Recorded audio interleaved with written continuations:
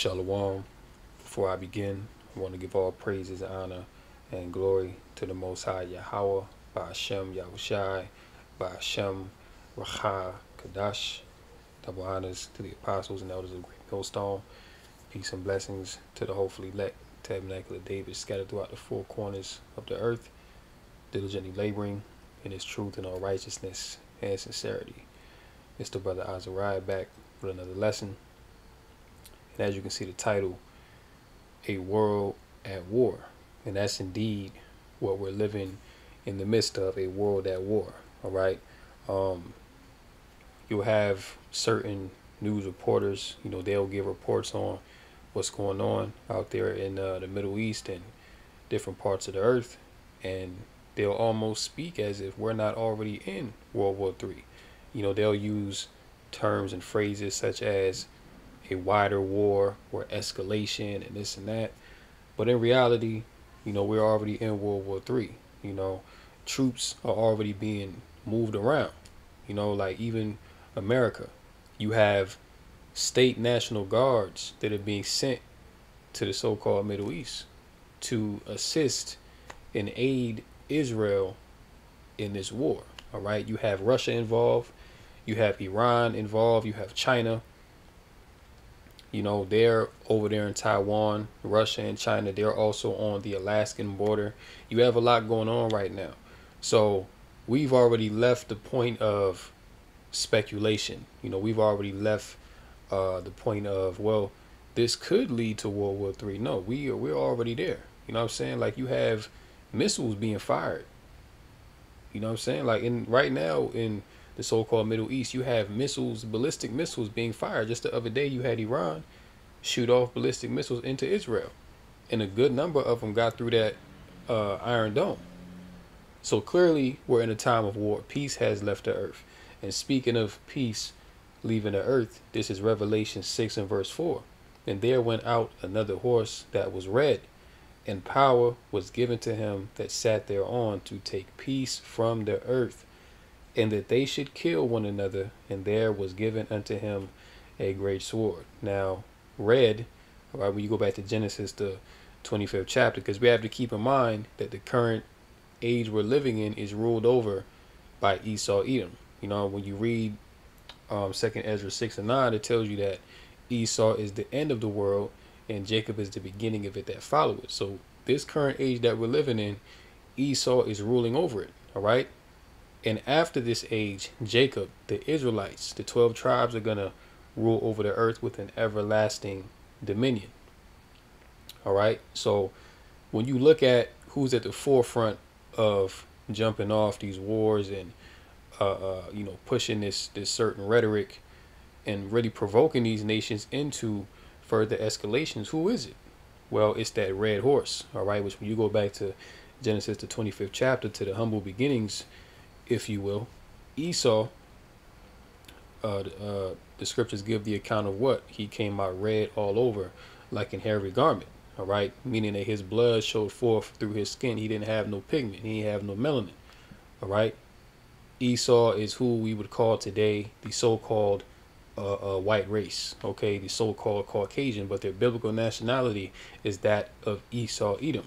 So when you read this verse here in Revelation 6 and 4, red there is a clue, right? And also when you read further down, it says, and there was given unto him a great sword, all right? But power was given unto Esau to what? To take peace from the earth, all right? That's the point.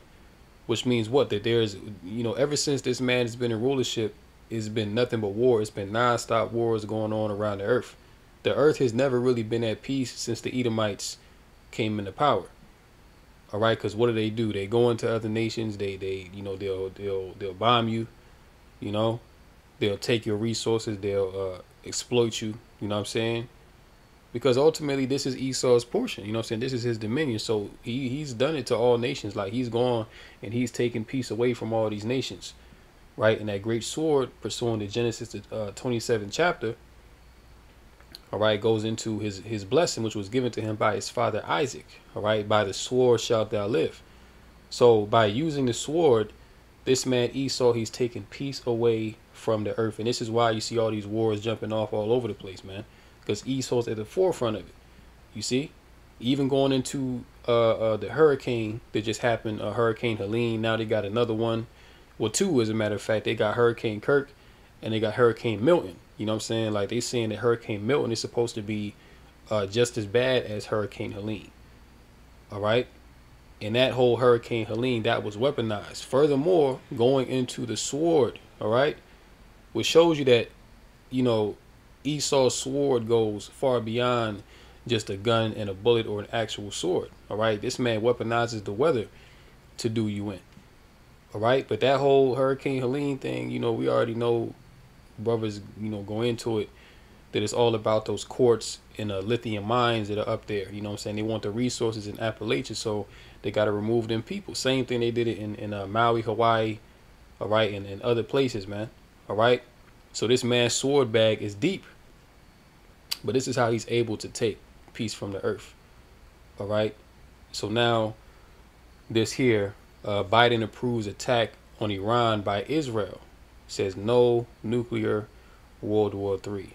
All right. So the U.S. is pretty much given the go ahead for Israel to attack Iran. And once again, this is why they're sending U.S. personnel over to that region. Really, they've been over there, but now they're sending battleships, they're sending aircraft carriers. You know what I'm saying? They're beefing up that military presence in that region, because ultimately this is where the Lord wants to gather all these nations together for that final battle of Armageddon. This is where it's going to go down.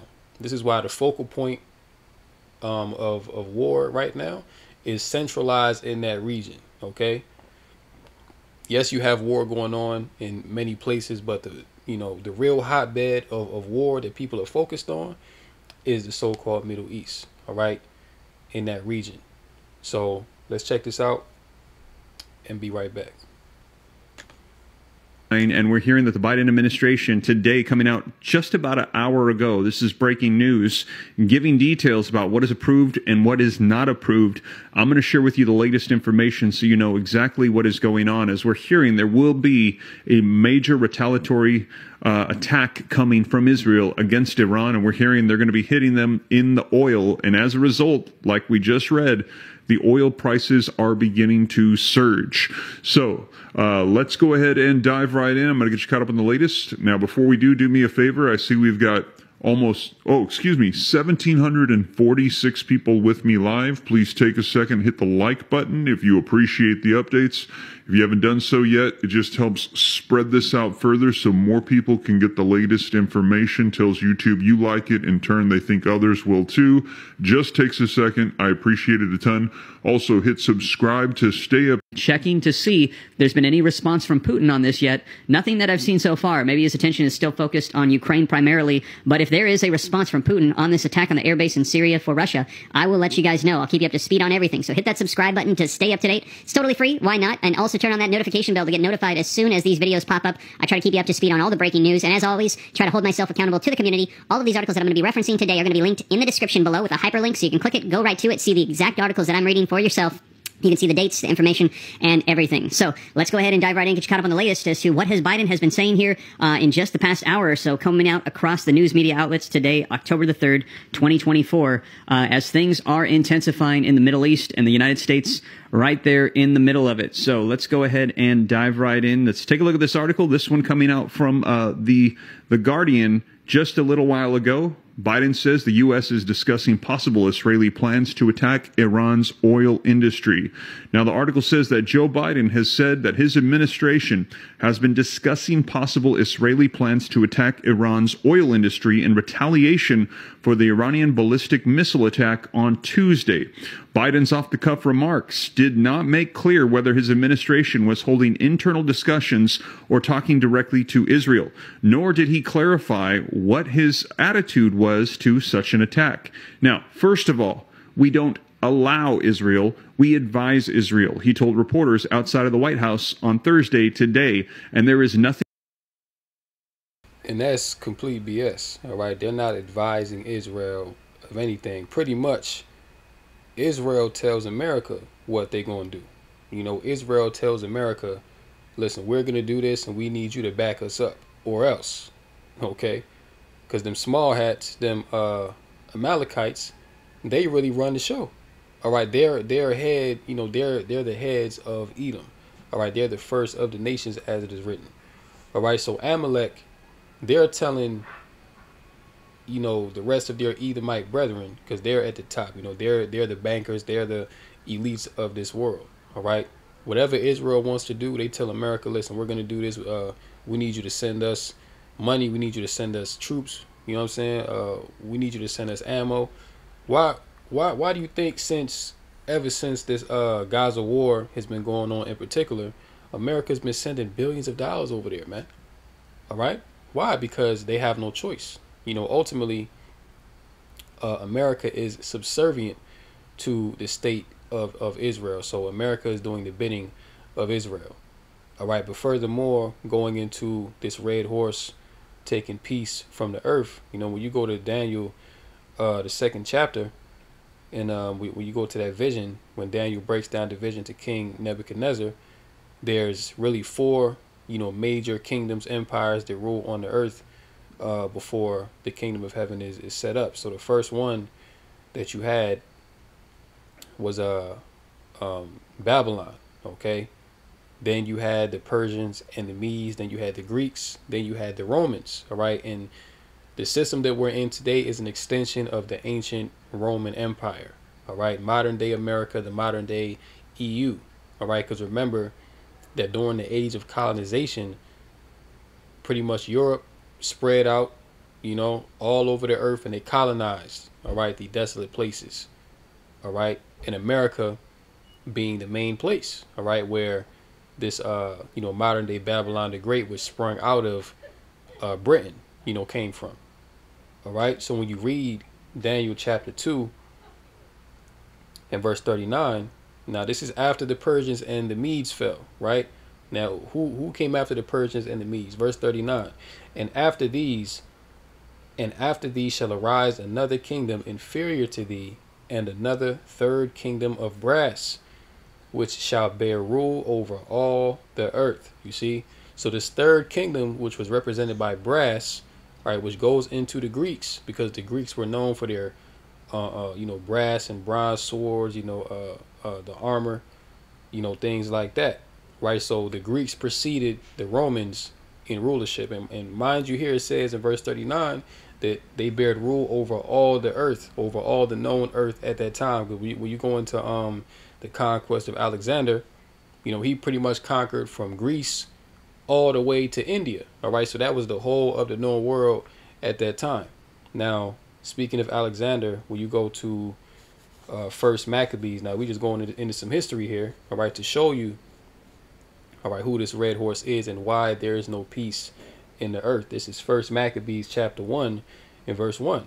And it happened after that Alexander, son of Philip the Macedonian, who came out of the land of Chittim, had smitten Darius, king of the Persians. Right, when you go back to Daniel, the 2nd chapter, okay, it speaks about the Persians. All right, Slakia, the Persians. Right, before the Greeks came into rulership, it was the Persians. Okay, King Darius and all of them. Right, so reading on. Had smitten Darius, king of the Persians and the Medes, that he reigned in his stead the first over Greece.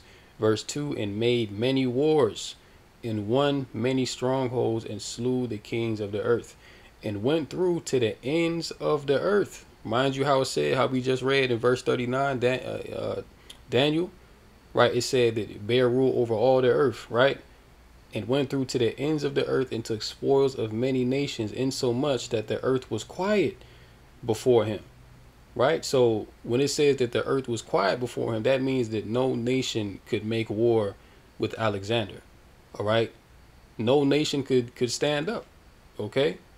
Because that was the time for Esau to come into his dominion over the earth. Okay, this is why the Lord was really with Alexander, so that he could conquer all these other nations, man, because that was Esau's blessing. All right, and he conquered with what? The sword. All right, going back once again to Genesis, the 27th chapter. So all these things you have to understand what's going on today. All right, the earth was quiet before him, whereupon he was exalted in his heart was lifted up. And he gathered a mighty strong host and ruled over countries and nations and kings who became tributaries unto him. All right. So the beginning of the rulership of the Greeks, which was the beginning of the rulership of Esau, ruling over the whole of the earth, what? Peace was taken from the earth. He subdued all the kings of the earth. Okay. They were all subservient to Esau, and it's the same thing to this day. But for the controversy of World War III, the Lord is stirring these nations up to come against the Edomite, okay? Because this is Esau's time to go down. You know, Esau had his time when he came in and he was able to conquer with impunity. Nobody could stand up.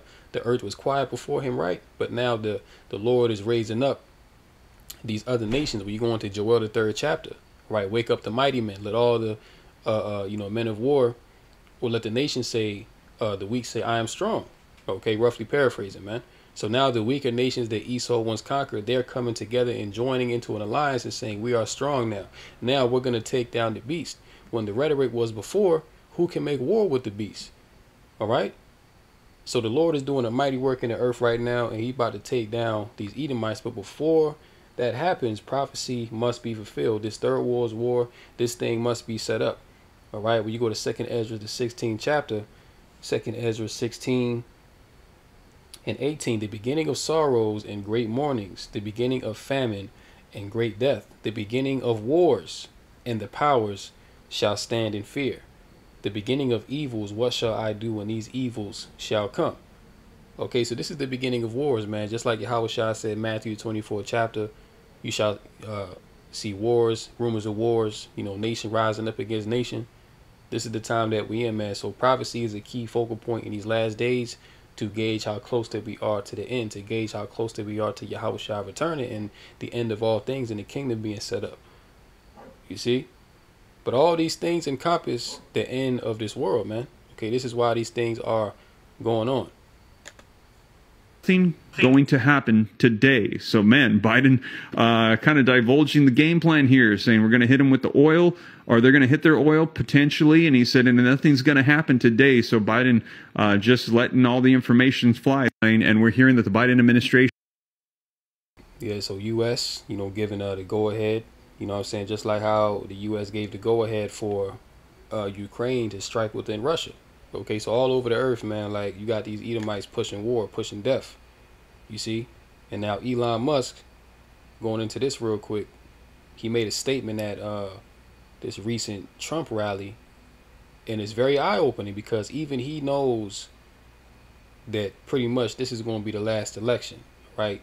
And the Lord put it on his spirit to say that, okay? Because a lot of people can kind of, especially us that's in the truth, like we're in the know, we can see that this is, Lord willing, going to be the last election. Like, I can't see America going on for another 5 years, man. Like, this place is cooked, but he made that statement. We're going to check it out, that pretty much this is going to be the last election, So let's check it out. This election, I think it's the most important election of our lifetime. This is no ordinary election. This will be the last election. That's my prediction. This election.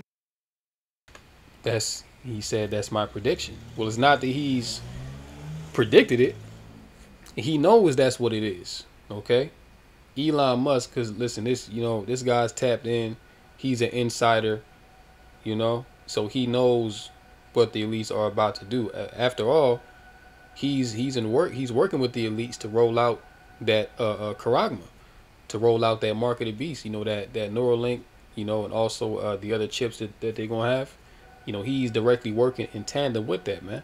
So for him to come out and make this statement at a Trump rally is very eye-opening. Okay, pretty much telling you that, listen, this is going to be the last so-called election that America will ever have, man.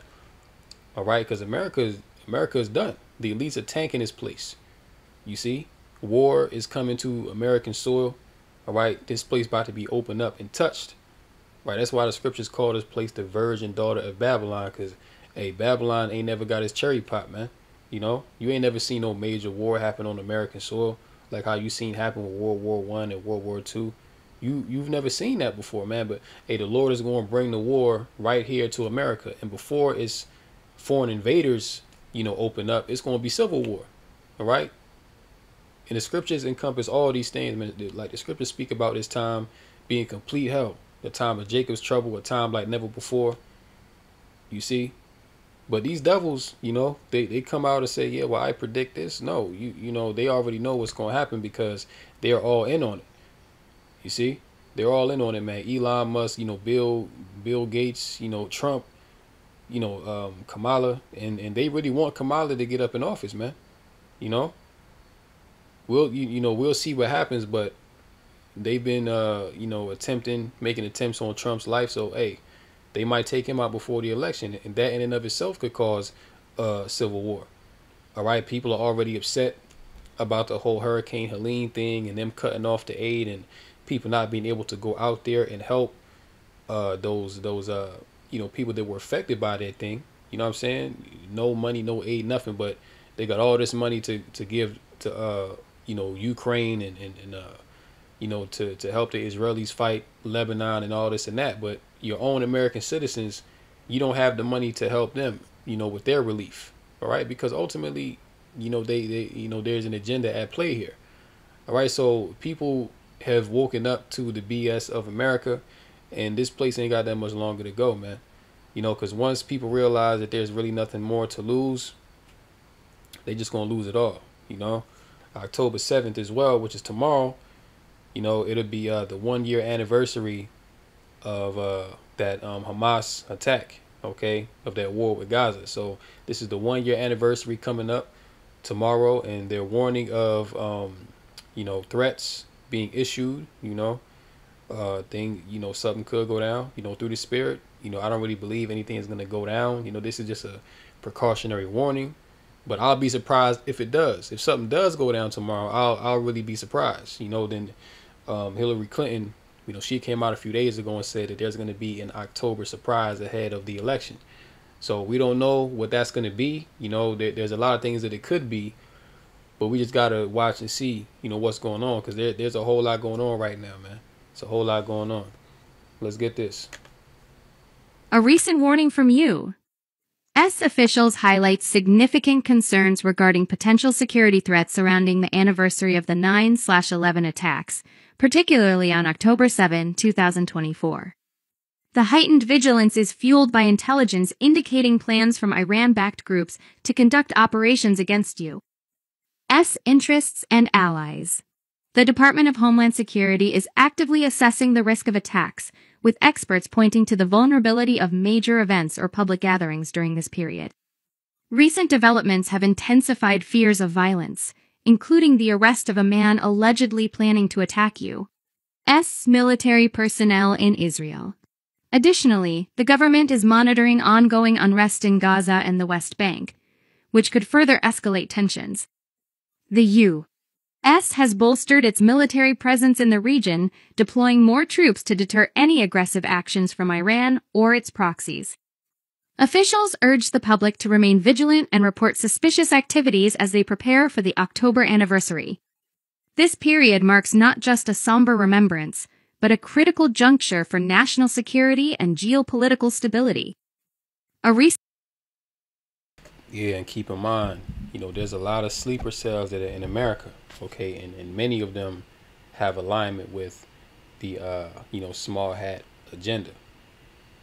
So like I said, through the spirit, I don't believe that a major event is going to go down tomorrow because people are expecting it, and these devils don't really like to operate in a way that is too obvious. They kind of like to take the element of surprise. So whether it's tomorrow or some other time before the election, there is going to be a huge black swan event. Like, we do know that, but it is coming, man. Like, you have all these foreign actors, bad actors that's in America from all these foreign nations. Like, things can really pop off at any moment.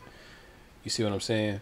But they're issuing these warnings, of a potential bad situation going down. FBI warns of potential violent attacks on October 7th. The FBI is warning Americans that the coming anniversary of the surprise October 7th, 2023 Hamas attack on Israel could inspire, quote, violent attacks within the U.S. A public service announcement released by the FBI and Department of Homeland Security on Friday warns of potential threats in the U.S. from a variety of actors in response to the one-year anniversary of the Hamas attack on Israel.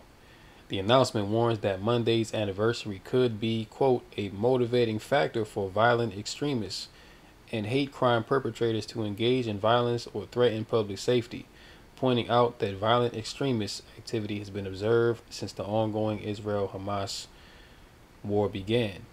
So these are just warnings, telling people that, hey, don't be in any, large crowds or gatherings, on this day because, potentially something could go down, but we'll see what happens. Like I said, I'll be surprised if something goes down tomorrow,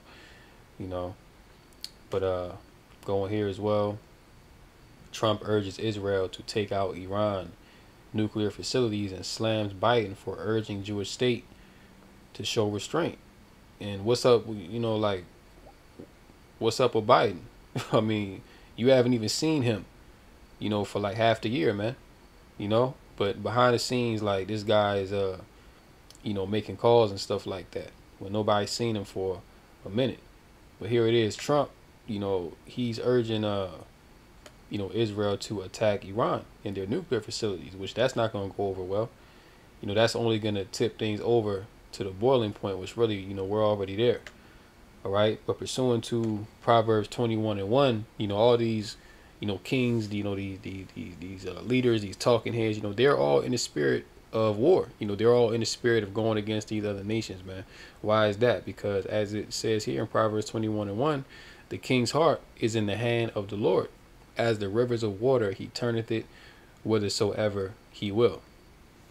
Okay, so these kings, these leaders, they do and they say what the Lord want them to say. All right, because ultimately there is no free will. See, they must fulfill the will of the Heavenly Father. All right, so they're really fulfilling the will of World War III coming forth. Former President Trump urged Israel to take out Iran's nuclear facilities and blasted President Biden for urging the Jewish state to exercise restraint. Quote, I listened to Biden yesterday. They asked him, what do you think about Iran? Would you hit Iran? And he goes, as long as they don't hit the nuclear stuff. Trump said Friday, that's the thing you want to hit, right? I think he's got that one wrong. Isn't that the one you're supposed to hit? Trump continued, it's the biggest risk we have, nuclear weapons. Okay, so this war is on full steam ahead. All right, and this is all going to end very bad for America. What I'm saying? This is really going to end bad for all these nations, but mainly for the Edomite. Okay, because they're talking about nuclear war. Biden. Just like not Biden, Putin. He's been talking about nukes recently. North Korea, of course. They on deck with the nukes. You see, Pakistan, China. All these nations that are nuclear armed. They're ready to let them things fly. But of course, we know, according to prophecy, that can't happen yet until the MOTB is rolled out in its full fruition. Okay, once they roll out this microchip, and that system is set up, that's when you're gonna see the nukes start to fly. Okay, because those are really the two main prophecies left to be fulfilled before we get up out of here. What I'm saying? But that chip gotta go forth first, and that's already on deck to be pushed out here, man. All right. The system is set up. The infrastructure is there.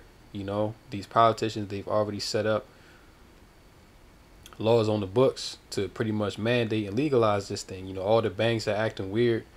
All right, so a financial collapse is at the doorstep, and from that's how they're going to be able to push the agenda that they want to push, which is a completely digital totalitarian society, which we always go into, right? And Harris pledges to send 157 million of additional assistance to Lebanon, arguing they are facing an increasingly dire humanitarian situation. So they sending 157 million dollars. Mind you, America is over its head in debt. You see, America is beyond the point of fixing their debt, but they continue to print money that they don't have. They continue to print money. They continue to send money for the war effort to these other nations, you see. But when it comes to FEMA's like, listen, when it comes to Hurricane Helene, we can't help, you know, because we're out of money. Well, where's the money going? This is where it's going. Okay, the money is going to these overseas expansionist regimes. All right, it's being sent towards war. Right, this is why you know, sooner or later, the American people, you know, things is going to flip 180, because they see that really now their government really don't give a damn about them. All they care about is war. You know, they're just nothing but warmongers, man. All right, liars and warmongers is what they are. You see, so they got all this money, you know, for war, but when it comes to their own citizens, they you know, they don't have the money for that. You know, so as it is written, the joy of the hypocrite is but for a moment. Okay, so these hypocrites are about to be taken out of power, and rightfully so, because look at what they've done to the earth. You know, look at what they've done to the Lord's creation, man. They've destroyed everything. All right, so they rule in hypocrisy, and they don't have any type of righteousness or standard about them. You know, they've really been set up to bring hell upon the earth, man. And this is exactly what you see going on. Users on social media took aim at Vice President Kamala Harris after the Democratic nominee took to X to pledge millions of dollars in aid for Lebanon at the same time residents of North Carolina struggle to recover from Hurricane Helene. Quote, "This has to be fake. Even Kamala Harris, the gold standard of stupid, isn't stupid enough to post this." And it's not that she's stupid, you know, they're just blatantly wicked. All right, they're blatantly wicked enough to come out and tell you, hey, you know, FEMA has run out of money, you know, which it's not that they ran out of money, because they, listen, if that was a priority for them, they would just print the money and help them people, but they're not interested in helping nobody, man. All right, they're interested in putting all their money and all their resources towards this war effort, because that's the most pressing issue. You know, to hell with you Babylonians, to hell with you Americans. All right, they pretty much giving you Americans the big middle finger and saying F you, and you deal with it. You know what I'm saying? Then another hurricane is coming. So, hey, it's like they about to get a double whammy. You know, and we understand on a deeper level that this is all the judgment of Yahweh Bashmi Yahushai. All right, really, the Lord put the spirit on these politicians not to have it in their spirit to help these Americans, because, you know, now is the time for America to, you know, go down. You know, pursuant to what Yahweh Shai said, this is the beginning of sorrows, right? Certainly not while North Carolinians are pulling the bodies of their neighbors from the wreckage. It's simply inconceivable. The post came in response to Harris pledging Saturday to send 157 million of additional assistance to Lebanon, which she argued is facing an increasingly dire humanitarian situation. So you see there, complete hypocrisy. All right, but what about the increasingly dire humanitarian situation that's going on in North Carolina that you refuse to address? Right, but the people in Lebanon, you want to send money to them. So you want to send money halfway around the world, but your own people right here at home, you're neglecting that. You know, you turn a blind eye to that. So it just shows you that America is, you know, just full of shit, man. You know, the Kamala Harris, Trump, all of them, you know, they're all warmongers. You know what I'm saying? They all want the same thing. You know, Democrat, Republican, they're both two wings on the same bird, on that same hateful eagle. All right, and that eagle is about to be taken out. All right, let's go here, because all these wars that they've been jumping off and all this money that they sending, man, you know, this is really all for their own destruction, and they don't even know it. Revelation 16:12, and the sixth angel poured out his vial upon the great river Euphrates, and the water thereof was dried up, that the way of the kings of the east might be prepared. So all, you know, the kings of the east, you know, China, Russia, which, you know, Russia is a guard unto these smaller nations. You know, Russia in particular is a guard unto Iran. All right, now Turkey is joined with Russia in that BRICS alliance. Okay, so once Israel really declares full-on war with Iran, Russia is going to have to get involved, because Russia is a guard. All right, but this is all leading to that valley of Yahweh Shaphat. You see, because that river Euphrates also is dried up when you look at it. So that's where heavy artillery is going to be moved. That's where troops are going to be moved. All right, tanks, you know, things like that is going to be moved across that region into the so-called Middle East. Okay, and Turkey is going to aid, you know, in that effort. Okay, being one of those former NATO members. Now being aligned with the BRICS. Okay, Turkey, also being the strongest military of NATO, they're going to give their support towards Russia and the kings of the East to come against Babylon the Great. Okay, which Israel is aligned with the beast system. All right. So look, it's all going down, man. This is beautiful to watch. This is the beautiful thing to watch, man. Like, the Lord is working, big time, man. Second Ezra 15 and verse 27. For now are the plagues come upon the whole earth, and ye shall remain in them. For Yahweh shall not deliver you, because ye have sinned against him. Behold, an horrible vision, and the appearance thereof from the east. Right, once again going into those kings of the east, where the nations of the dragons of Arabia shall come out with many chariots, and the multitude of them shall be carried as the wind upon earth, that all they which hear them may fear and tremble.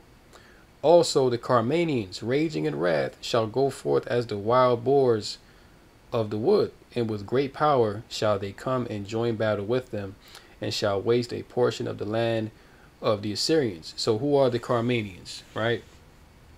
When you go into the Carmanians, right, we can just do this real quick search, Carmania, all right, because that's really going into the Persians or the Iranians, all right, because it says that the Carmanians, raging in wrath, shall go forth as the wild boars of the wood, all right, and right now they're raging in wrath against them small hats over there, right? See, Carmania,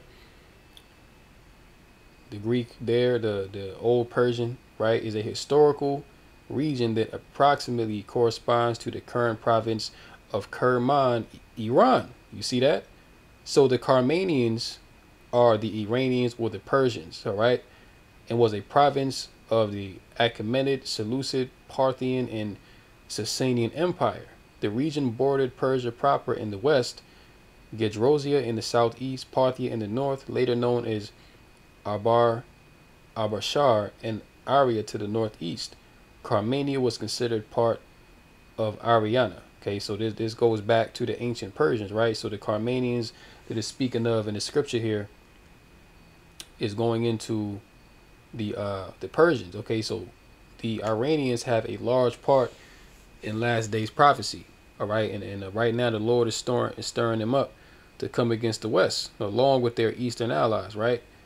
And join battle with them, and shall waste a portion of the land of the Assyrians. And then shall the dragons have the upper hand, remembering their nature, and if they shall turn themselves, conspiring together in great power to persecute them, then these shall be trouble bled, and keep silence through their power, and shall flee. And from the land of the Assyrians shall the enemy besiege them, and consume some of them, and in their hosts shall be fear and dread and strife among their kings. So there's going to be a great war. There is a great war going on right now, but it's only escalating into one that will eventually turn nuclear. Okay, which, all these things happening, this is the will of Yahweh Bashmiel Washai. Okay, so there is no stopping it. You can't pray this away. You can't diplomatically settle this. No, it's only going to be one outcome, and that's destruction and death. Okay, once again, going into the title of this lesson, A World at War. So I'm going to go ahead and close out right here. Lord willing, this lesson was edifying and straight to the point. Call halal, Yahweh, Ba'ashem, Yahushai, Ba'ashem Rakah Kadash. Until next time, Lord willing, Shalom to the elect, Kum Yasha'Allah, and the Bible Ball. Shalom.